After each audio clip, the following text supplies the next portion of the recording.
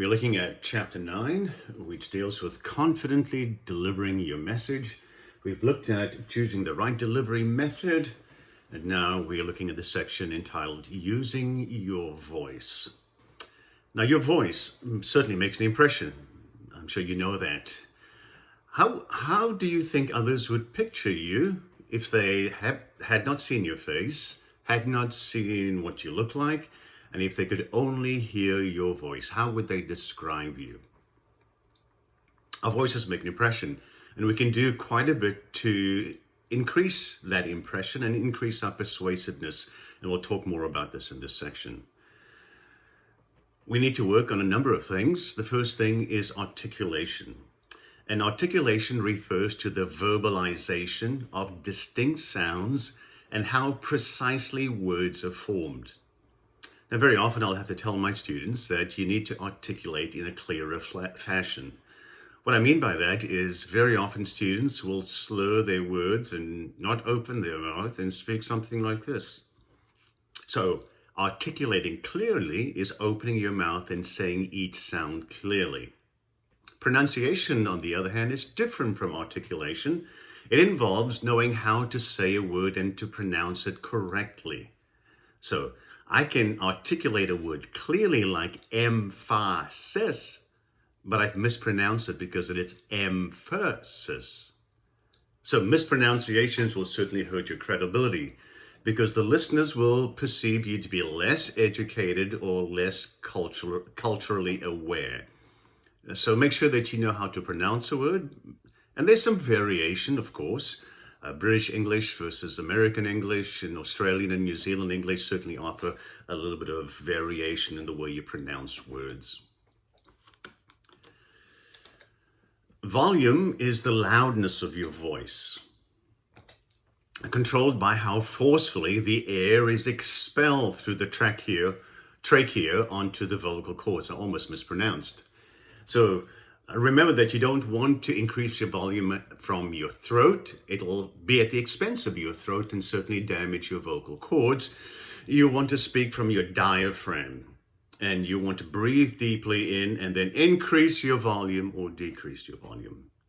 Increasing volume at certain times during your speech will draw attention to your point, and having variety in general in terms of volume, being louder and then being softer, will maintain interest. Work on your posture and breathing from the diaphragm. Also remember, volume is culturally conditioned, meaning that some cultures value a lower volume and they will see a higher volume as aggressiveness. Rate is the pace at which you speak. On average, we in the USA, our rate of speech is between 120 and 160 words per minute. It depends on where you are in the country. In the Southeast USA, we tend to speak in a slower fashion. And so if we do travel around, we need to make sure that if we're not in the Southeast and we are from the Southeast, that we will accommodate, that we will code switch to some extent and speak at a faster rate. If we are from the Northeast and we've relocated to the Southeast, a good thing to remember also is to recondition yourself now at times to speak with a slower rate. So vary your rate of speech. When you change your rate of speech, you express different thoughts and feelings. You want to slow down your rate to emphasize an important point, or when you're dealing with technical information, or when you want to communicate a serious or somber mood. A faster rate is appropriate to express surprise, happiness, or fear.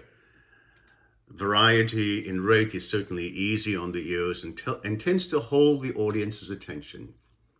Pitch refers to your vocal range, the highness or the lowness of your voice produced by the tightening or loosening of your vocal cords. So if you tend to speak very high in terms of your pitch, then you certainly want to make that a little bit lower. It seems like those who have a lower pitch tend to be more persuasive. So when you give an illustration or you're telling a story or you're providing some startling information, you raise your pitch to convey a sense of excitement or urgency. Pauses add color. expression and feeling to a speech. Some speakers, especially beginning speakers, tend to run their thoughts and their sentences together until they run out of words or run out of breath, whichever happens first. Especially if they are nervous, if you have communication apprehension, you tend to speak way too fast without pausing, and the audience is trying to keep up with you and they have to catch their breath as well. Others pause every 3 or 4 words in a kind of choppy sentence structure, choppy, the rhythm to their presentation. When done well, pauses serve multiple purposes. First, they communicate self-confidence. They tell the audience that you relax enough to stop talking for a moment. Second, they help listeners digest what you are saying and anticipate what you will say next.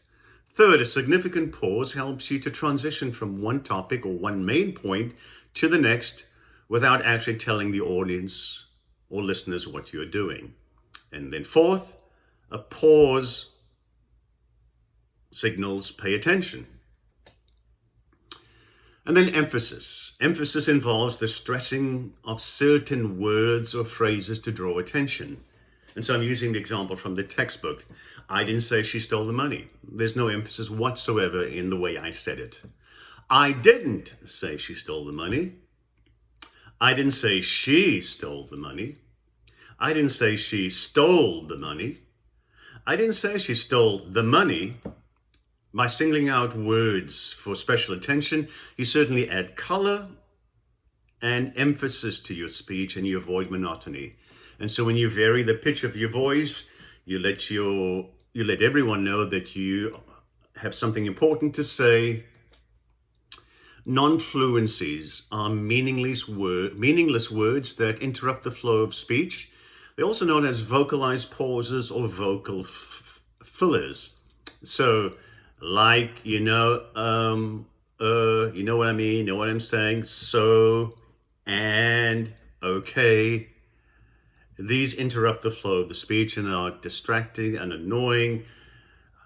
So just pause if you need to pause. Don't say anything.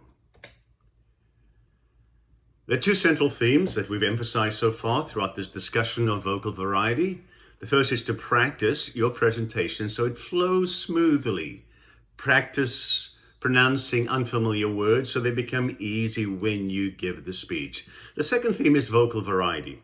Vary your volume, pitch, and rate to keep the audience's attention, to keep their interest, to stress key words, phrases, and thoughts.